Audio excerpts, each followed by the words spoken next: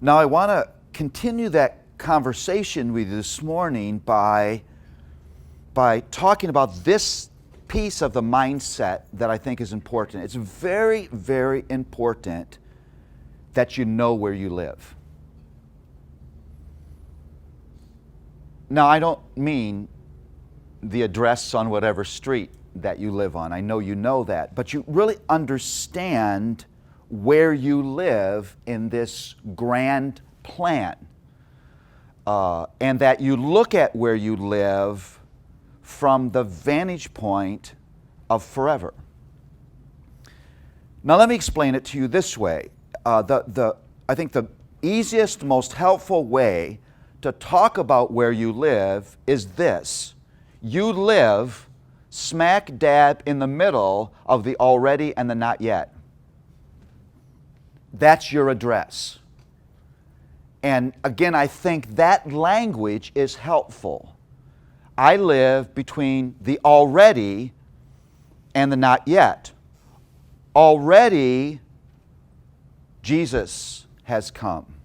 Already, He's suffered and died and rose again. Already, the Spirit has been given. Already, I have God's wonderful revelation in Scripture in my hands. But not yet has sin been fully defeated. Not yet has the last enemy been defeated. Not yet are we in that place called paradise. So we live in the messiness of the already and the not yet.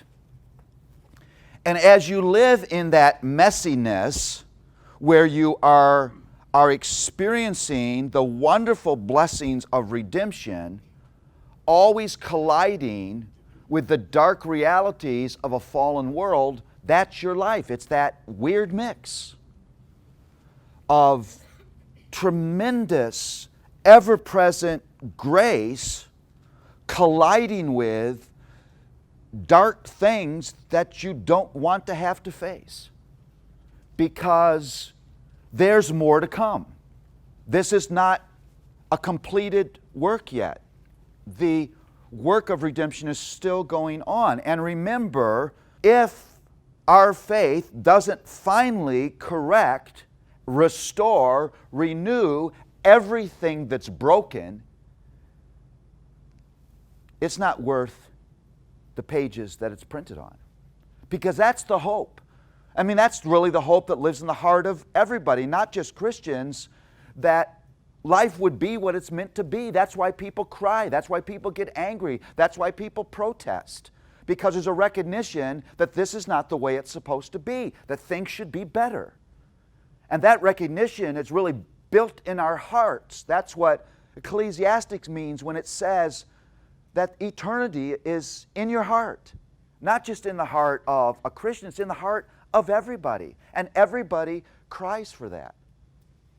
I mean, think about this. If you're waiting for a bus in Center City, Philadelphia, if you can imagine that, and there's a elderly lady there, a cane in one hand, and she's holding her purse, and some street tough kid comes and grabs her purse and starts running, what is everybody in that scene going to say to themselves?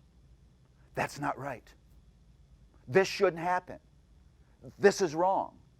That's because there's something that's hardwired inside of us that longs for things to be different.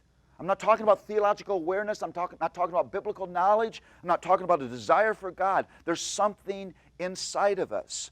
So we live with that hardwiring, recipients of grace, but still bumping against this world that's broken. We live between the already and the not yet.